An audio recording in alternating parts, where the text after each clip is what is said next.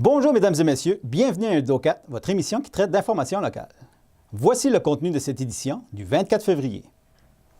Le syndicat CSN du CI3S de la Gaspésie dénonce l'épuisement croissant du personnel du réseau de la santé et des services sociaux. Conférence de presse de la part de la Fondation Élie Gauthier-Naud à propos d'un tout nouveau projet au centre hospitalier de Chandler. Séance publique d'information sur l'asphaltage pour les citoyens de la ville de Passepébiac. Compte-rendu de la course de motoneige qui a eu lieu au Club de motoneige des Aigles Blancs de Passepébiac par l'organisateur de cette course, Steve Whittom. Activité à venir pour le mois de mars, mois de l'épilepsie, avec Mylène Delarosbille, secrétaire administrative pour l'association Épilepsie Gaspésie-Sud. Et activité brico-livre à la Joujoutech de Passepébiac avec Cathy Edith Lacroix. Bonne émission tout le monde! Tout d'abord, le 20 février dernier, le syndicat CSN du CI3S de la Gaspésie dénonça l'épuisement croissant du personnel du réseau de la santé et des services sociaux lors d'une conférence de presse. Télévague y était présent pour vous. Le gouvernement actuel n'est aucunement responsable pour les problèmes qui vivent dans le réseau actuellement, mais il y a une obligation d'en trouver très rapidement des solutions. Ça fait hier et aujourd'hui que nous faisons le tour d'un certain nombre d'établissements dans Gaspésie, puis il y a des mauvaises nouvelles et les bonnes nouvelles. La mauvaise nouvelle, c'est que le personnel, peu importe leur catégorie, ils sont exténués. La bonne nouvelle, c'est qu'ils font partie de la solution. Si le gouvernement et si la direction du CIUS, il va faire appel. Oui, ça va prendre des investissements. Mais il y a aussi des solutions qui pourraient contribuer dans l'organisation de travail à faire en sorte qu'on trouve des économies pour aider à payer. La situation dans toutes les catégories d'emploi, sans exception, est exténuée à son maximum. Le monde, ils sont prêts à continuer, mais ils veulent des perspectives que les choses vont se replacer. C'est urgent. J'étais assez impressionné d'ailleurs, ça fait toujours plaisir de jaser avec le monde, puis la question qu'on nous a posée, si vous pouviez indiquer au public c'est quoi l'état des problèmes, puis ensuite c'est quoi des pistes de solutions, c'est extraordinaire. Le monde qui travaille dans le réseau, là, ils savent très bien c'est quoi la nature des problèmes et pourquoi les choses ne marchent pas. Mais s'il n'y a pas d'écoute de la part de la direction ou du gouvernement pour dire on va travailler ensemble pour trouver des solutions, mais on va continuer, comme le dernier gouvernement, à travailler en silo. On va trouver des solutions pour les médecins. Ensuite, on va trouver des solutions pour les infirmières. À un moment donné, un gouvernement a une responsabilité de regarder globalement, avec l'ensemble du monde. Parce que si les ouvriers spécialisés ne sont pas là, mais il n'y a rien qui marche. Si les préposés aux bénéficiaires ne sont pas soutenus pour livrer la marchandise, mais on peut bien s'organiser pour avoir 20 000 médecins de plus. Ils n'y arriveront pas sans l'aide des préposés. Même chose pour les infirmières. Donc oui, il y a des solutions. Puis c'est ça qui est intéressant lorsqu'on parle avec le monde, ils allument. Ils sont capables de dire, si on faisait ça comme ça. Puis la réforme Barrette, là, ça a vraiment fait en sorte que les choses se détériorent très rapidement. Puis c'est pas nous autres qui avons revendiqué qu'il y a moins de gestionnaires, mais ça pose problème. Avec la hyper-centralisation des décisions qui se prennent à Québec puis qui sont envoyées dans le champ partout, mais ça fait en sorte qu'ils sont déconnectés de la réalité. Puis c'est la même chose au niveau du CIUS de la Gaspésie. On était à Maria cet après-midi. Si on veut vraiment livrer des solutions de justice sociale, mais il faut engager le monde. Le gouvernement, il ne faut pas qu'il mobilise ses ministres. Il faut que ces ministres mobilisent le monde sur le terrain. Et s'il fait ça, le monde va lui donner du temps pour que les solutions y arrivent. S'il ne fait pas ça, la crise, ça va être pire, puis ça va tomber rapidement. Le tâche du gouvernement puis le CIUS, ici en Gaspésie, c'est de mobiliser le monde pour trouver des solutions. Mais je fais une mise en garde. S'ils ne le font pas, s'il n'y a pas d'amélioration rapide, mais nous autres, on va mobiliser notre monde. On va s'organiser pour qu'ils sachent que si le ministère n'est pas là, si le gouvernement n'est pas là, si la gestion du CIS local n'est pas là, leur fédération va être là. Et on va être sans pitié. On va donner un espace. On interpelle le ministère. On est prêt à collaborer pour améliorer les choses. Mais soyons clairs, s'il n'y a pas de réponse rapide, nous autres, nous allons mobiliser notre monde. Ils vont savoir qu'ensemble, on va faire en sorte que les choses y changent dans les prochains mois.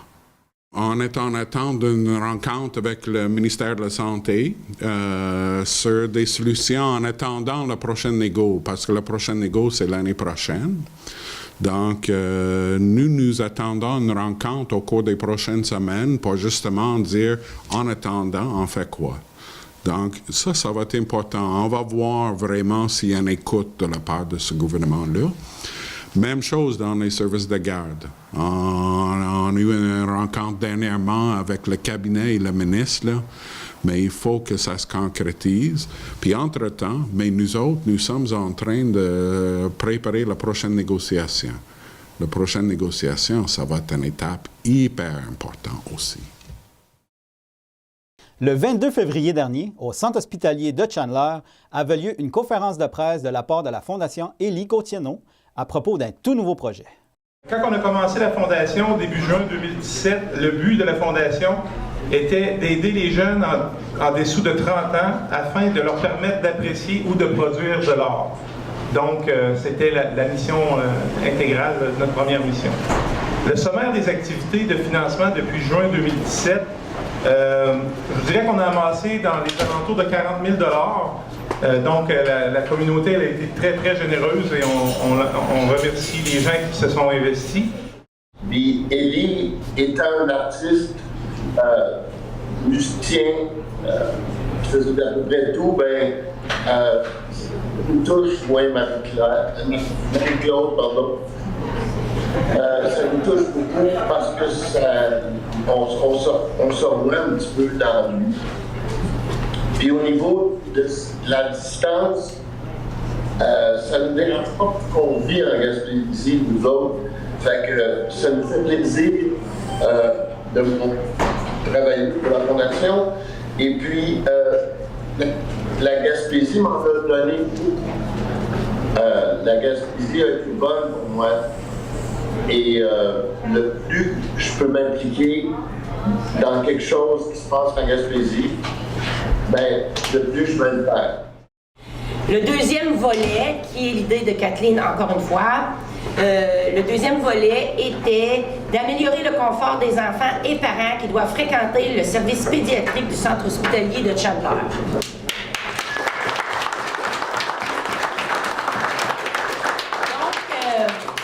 Je suis rendue à mon wow. J'avais tellement hâte de dire mon wow.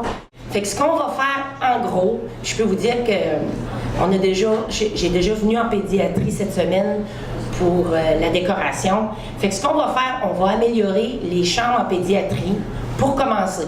Je vous dirais qu'on a les sous présentement dans notre compte, hein, Jasmin? Oui. On a déjà des sous pas mal pour faire nos 3 chambres. C'est quoi faire des chambres? Je vous dis, le centre hospitalier à Chandler, c'est un des plus beaux centres que j'ai vu au Québec. Hein? Je peux vous dire que ma soeur est venue se faire opérer ici il y a quelques années, puis elle a choisi Chandler. Tu sais, c'est quand même magnifique. On a un beau centre hospitalier, puis ça n'enlève rien. Ce qu'on veut faire, nous, c'est améliorer la chambre puis la qualité de l'enfant qui est malade. Pas qu'il va mourir, mais qui est malade. Puis le parent qui accompagne. Mon Dieu que c'est difficile pour les parents qui accompagnent. Donc, on va assurer un beau confort comment je pourrais vous dire ça, pas un paysage, mais dans une chambre pleine de couleurs. Puis écoutez, on est déjà en train de voir ça avec Dan, faire des belles tapisseries avec les dessins des lits, les couleurs des chambres, mettre des écrans plasma pour les enfants, des jeux vidéo, Harris me disait Netflix, on va mettre le paquet, là, plein de couleurs, puis mon Dieu que ça va être le fun, puis le parent qui va attendre avec son enfant peut-être quelques semaines, peut-être une semaine, peut-être un mois, peut-être un an, bien, ils vont être bien. Puis c'est ça que je veux. Puis s'il faut venir les faire rire, bien, je vais venir moi-même. Puis le but de ça, c'est assurer un beau confort pour qu'on rentre en pédiatrie puis on dit « Wow, la Fondation Élie Gauthier-Nault a passé ici ». Au mois de novembre, lorsque Mme Kane m'avait soufflé un petit mot, un petit 5 à 7, elle dit « Il va y avoir quelque chose de beau qui s'en vient et Dominique va vous contacter », je savais que ça aurait été extraordinaire pour le centre hospitalier, donc pour la clientèle. Donc on parle des enfants, on parle des parents des enfants, donc on parle de nous, on parle de nos proches. Je voudrais remercier le conseil d'administration, particulièrement la présidente, Mme Giroux, le vice-président, M. Nault, Mme Kane, qui a eu la brillante idée, tous les gens du conseil d'administration qui avaient eu une tendresse, je dirais, particulière pour nos jeunes qui sont hospitalisés. Donc, un gros merci. Et ce que je vous promets à ce moment-là, Mme Giroux, c'est que lorsque ça va être fait, on va faire l'inauguration ensemble pour montrer de façon encore plus concrète à la population où vont les sous que Élie Gauthier a permis de ramasser. On connaissait tous Élie, donc je pense qu'on a tous une bonne raison de contribuer à sa cause, qui est maintenant notre cause. Merci d'être là, tout le monde. Merci. Le 21 février dernier, à la Maison des citoyens de Passepébiac, a eu lieu une importante séance publique d'information sur l'asphaltage. En voici un court résumé.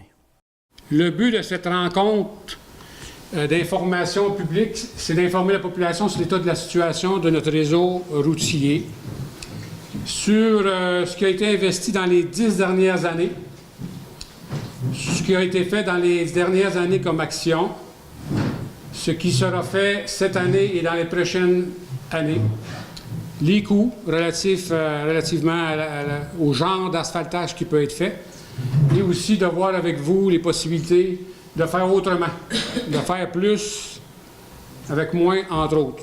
Donc, vous allez voir la soirée, il va y avoir différentes solutions qui vont être amenées. Par contre, ce n'est pas les solutions où ce qu'on vient dire que c'est ceux-là qu'on va choisir. Parce que ça le dit, hein, c'est une consultation. On vous donne de l'information pour que vous sachiez l'état de la situation au niveau financier, entre autres, mais aussi qu'est-ce que ça coûte vraiment, combien de kilomètres qu'on a dans la ville, etc. Et qu'est-ce qui est à faire vraiment, ce qui est urgent, ce qui est extrêmement urgent, ce qui l'est moins, puis tout ce qu'on doit tenir compte lorsqu'on fait de l'asphaltage. En 2009, vous voyez qu'il y a eu 84 093 $ qui a été investi. En 2019, 140 000. 2011, 98 000. 2012, 135 000. 2013, ça commence à baisser assez drastiquement, vous voyez. 5 ans, environ 56 000. 2014, 45 000. Après ça, 2015, 30 000. 2016, 42 000. 2017, 44 000.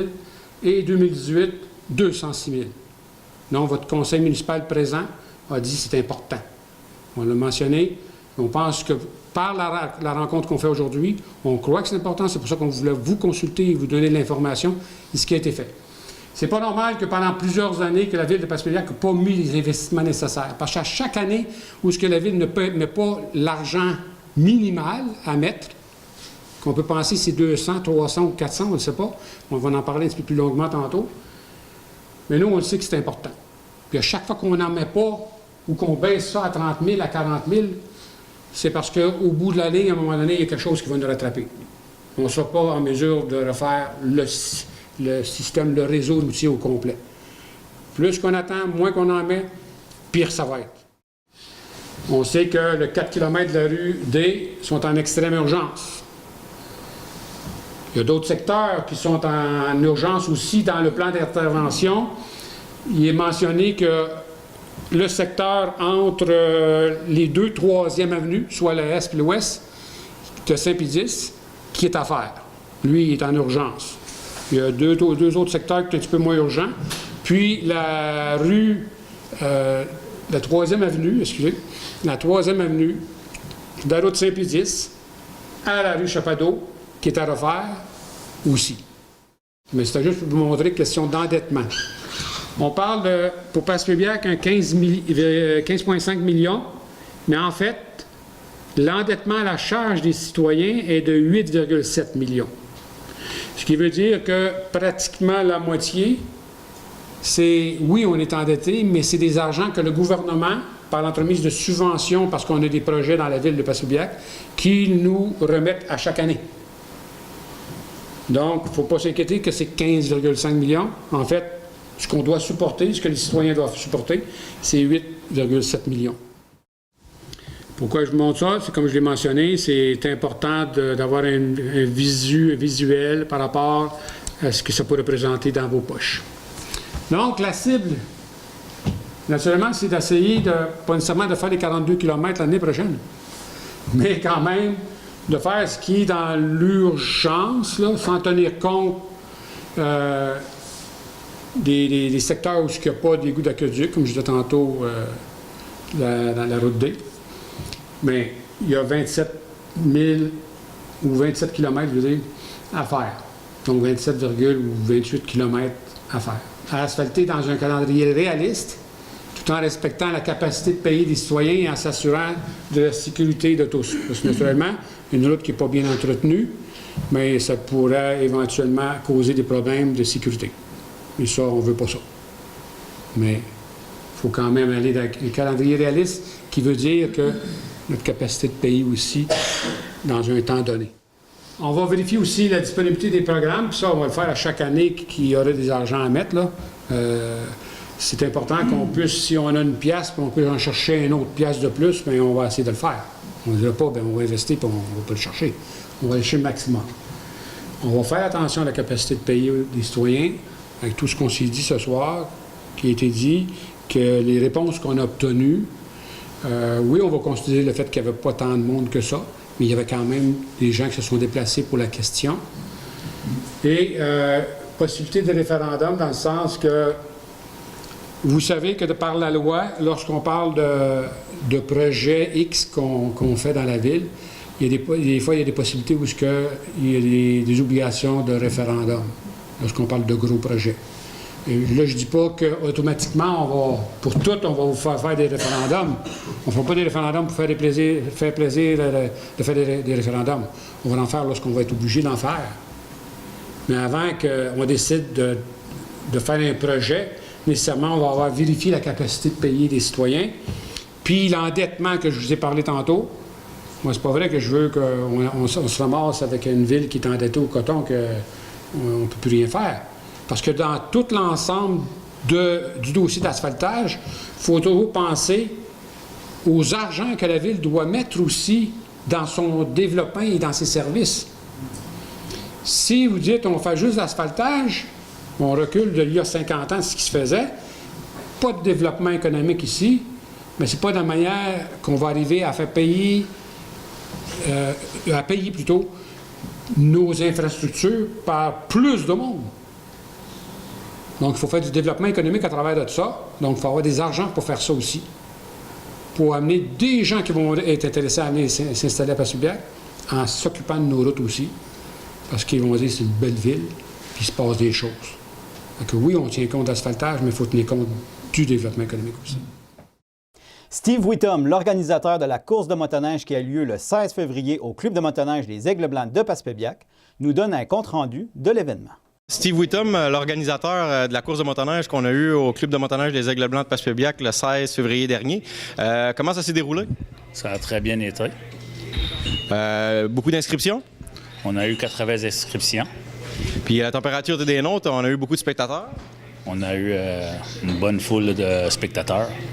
On sait que c'est la seule course qu'on va avoir cette année, mais on avait quand même des grosses bourses à remettre. Un total de combien? Un total de 4 600 après dépenses payées. Et puis, je pense qu'on peut dire que la course a été un franc succès. Est-ce que ça va être de retour l'an prochain? Il va y avoir des courses l'an prochain. Ça va se discuter avec le club de motoneige des Aigles Blancs. Donc, en gros, le résultat est positif. Il reste juste la confirmation de la part du CA du club. Il reste la décision du club s'il nous laisse faire les courses. Puis, un événement comme ça, on sait que toi, tu es l'organisateur principal, mais tu n'es pas le seul là-dedans. Tu as eu de l'aide, plusieurs bénévoles qui ont participé avec toi. Il y a Donald Walker, Jonathan Hort, Félix Parisé, Monsieur Huard, Monsieur Roussy. C'est une première pour toi comme organisateur de courses de motoneige. Puis comment tu as trouvé l'expérience? J'ai adoré l'expérience d'organiser un drag de motoneige. Donc c'est positif pour toi, donc c'est pour ça que tu as l'intention de récidiver l'an prochain? Oui, il va en avoir l'an prochain. Bon, je tiens à te féliciter, Steve, pour ton implication. Puis bonne chance pour la suite des choses. Un gros merci à tous aux bénévoles, puis aux spectateurs, puis aux coureurs. Mylène de la Roseville, secrétaire administrative pour l'Association Épilepsie Gaspésie-Sud, nous parle des activités à venir pour le mois de mars. C'est le mois de l'épilepsie. Bonjour Mylène. Bonjour. Là, le mois de mars, c'est le mois de l'épilepsie. Vous avez plusieurs activités pour vous nous expliquer ça un petit peu. Oui, c'est sûr. On profite justement du mois de mars là, pour faire de la promotion, la sensibilisation. Quand on parle promotion, c'est vraiment, on fait des kiosques avec des articles qu'on a comme des stylos, des bracelets. On a des gratteurs là, pour les dégrattoirs, pour les gratteurs. On a aussi des macarons on fait la vente là, justement pour la promotion. Puis on va faire la tournée des commerces avec des petits rubans aux couleurs lavande, justement pour promouvoir le 26 mars, qui est la journée lavande. On va inviter la population à porter soit les rubans ou des habits de couleur lavande pour cette journée-là. On va en profiter aussi pour faire des photos qu'on va pouvoir poster sur Facebook justement pour cette journée-là. On a un tournoi de poker le samedi le 2 mars. C'est une activité de financement pour l'organisme. Ça va être au Triangle d'Or. Les inscriptions, c'est 50 $ pour l'inscription. On va avoir aussi, le 21 mars, on a un bingo géant. Il va y avoir 3 gros lots, un de 500 $, un de 800 et un de 1500. Puis, éventuellement, c'est sûr, c'est pas durant le mois de l'épilepsie, mais on va en profiter pour en parler au mois d'avril, qui est le 29 avril. On va avoir un bingo Tupperware avec 2000 $ en prix Tupperware, qui va être encore aussi une activité de financement pour épilepsie. OK. Puis en terminant, pouvez-vous nous rappeler les moyens pour les personnes qui sont intéressées à soit bénéficier de vos services ou avoir de l'information? Ils vous rejoignent comment? Par téléphone, c'est le 418-752-6819 ou par courriel, c'est info@épilepsiegaspésiesud.com sur l'accent. Puis notre adresse, là, s'ils veulent venir nous voir directement à nos bureaux, c'est le 176 boulevard Gérard Delévesque Ouest à Passepébiac. Nous avons assisté à une des activités bric-au-livre à la Joujouthèque de Passepébiac avec Cathy Edith Lacroix. Une belle petite activité pour les tout-petits et leurs parents. Le bric-au-livre, c'est un bricolage fait en fonction d'une histoire. Est-ce que vous connaissez les musiciens de Brême? Non. Connaissez-vous l'histoire? Non. Non? Les musiciens de Brême ont été écrits par les mêmes auteurs, les mêmes personnes, ces 2 frères, qui ont écrit Blanche-Neige. Vous connaissez Blanche-Neige? Oui. Oui, hein? Moi, je connais. Tu connais Blanche-Neige? Oui. Ceux qui ont écrit Blanche-Neige ont écrit les musiciens de Brême. Savez-vous où est Brême? Brême, c'est en Allemagne. C'est en Europe de l'Est. Alors, c'est de l'autre côté de l'océan Atlantique, loin, loin, loin d'ici. Dans un autre pays. Alors, il était une fois un meunier qui avait un âne. Vous savez, c'est quoi un âne? C'est quoi un âne? Qu'est-ce que ça fait un âne? C'est ça! Alors, l'âne était devenu très vieux et le meunier a dit: « Ah, mon âne n'est plus utile, il est beaucoup trop vieux, je vais le tuer pour lui garder la peau. » Quand l'âne a entendu ça, qu'est-ce que vous pensez qu'il a fait? Il s'est enfui. Il s'est enfui. Il a dit: « Pas question que je reste là, je vais devenir musicien à Brême. » Alors, il part sur la route et il croise un chien. Et là, le chien, il vivait la même chose. Il était devenu trop vieux pour la chasse et Et son maître voulait se débarrasser de lui. Alors l'âne lui a dit, ben gars, je m'en vais moi pour être musicien à Brême. Je vais avoir une nouvelle vie. Et le chien a dit, je vais avec toi. Sur la route, un peu plus loin, il croise un chat qui vivait la même chose. C'était trop vieux, il ne pouvait plus chasser de souris. Et un coq qui ne criait même plus. Ça, c'était horrible comme voix. Oh, ben, ça fait cocorico. Oui, mais il faisait plus, ça faisait comme ça. Fait que là, les fermiers trouvaient qu'il n'était pas utile. Alors, les 4 animaux, l'âne, le chien, le chat et le coq, partent sur la route. Il y a un gros orage. Ils sont pleins de boue. Puis là, ils ont froid. Puis là, ils disent, avant qu'on arrive à Brême, il faudrait qu'on s'arrête quelque part pour s'abriter. Puis ils voient une maison éclairée. Quand ils s'approchent, ils se rendent compte que c'est des méchants qui sont dans la maison. Ce sont des voleurs. Et les voleurs, ils viennent de voler un butin, ils ont de la nourriture sur la table, ils rient, ils sont très contents d'eux. Et là, l'âne, il dit, moi, j'ai une idée. Il dit, moi, j'ai une idée.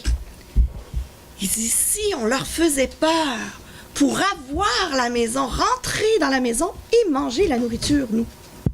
Alors, les autres, ils disent, oui, mais comment on va leur faire peur? Le chat, il dit, moi, je suis tellement petit, personne ne va avoir peur de moi, même si je fais... Alors l'âne a dit au chien, grimpe sur mes épaules. Le chat va grimper sur le chien et le coq sur le chat. Ils sont pleins de boue. Alors on va se placer devant la fenêtre, on va faire du bruit et ça va être tellement fort qu'ils vont avoir peur. Et c'est ce qui est arrivé. Quand les voleurs se sont tournés vers la fenêtre, parce que c'est la nuit dehors, ils ont vu une immense créature avec plein de pattes, puis avec une espèce de plume sur le haut de la tête, puis avec un tas de yeux. Puis là, ils ont eu peur, ils se sont sauvés. Là, qu'est-ce que vous pensez? Les animaux ont rentré à l'intérieur, sont mis à manger, étaient très contents. Mais plus tard, les voleurs ont voulu revenir. Alors là, ils se sont mis dans les fenêtres. Puis ils se sont mis à crier, à faire du bruit fort, fort, fort, que tout le monde pensait que la maison était hantée. Et qu'il y avait des monstres dans la maison. Mais dans le fond, c'était les 4 animaux qui finalement n'ont jamais été à Brême. Ils se sont installés dans la maison et ils ont passé de beaux jours puisque la maison leur appartenait maintenant. Tout le monde avait peur d'y aller. Ils ont eu une nouvelle vie. Alors aujourd'hui, vous allez devenir des musiciens de Brême, mais des vrais musiciens. Vous allez vous rendre à Brême. Vous allez... C'est qui, Brême? Brême, c'est un lieu. Oui. Vous allez inventer... Vous allez inventer... Exemple, regardez. Je vous donne un exemple de ce que vous pouvez faire. Vous allez inventer, dans le fond, un instrument de musique. Vous allez pouvoir rajouter aussi ceci. Regardez. Je vais le rapprocher un petit peu. Oh! C'est cool! Alors, je vous passe tout ce que vous avez besoin. Il y a des petites billes ici. Et l'idéal, c'est vraiment avec les cure-pipes.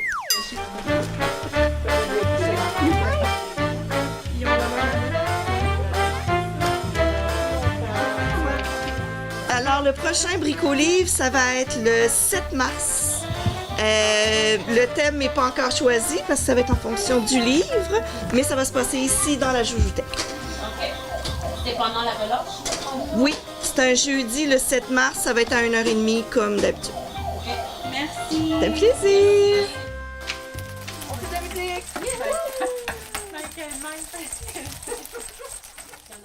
Et voilà, mesdames et messieurs, ce qui complète l'édition de votre émission Hebdo 4 du 24 février. Merci beaucoup d'avoir été avec nous et à la prochaine!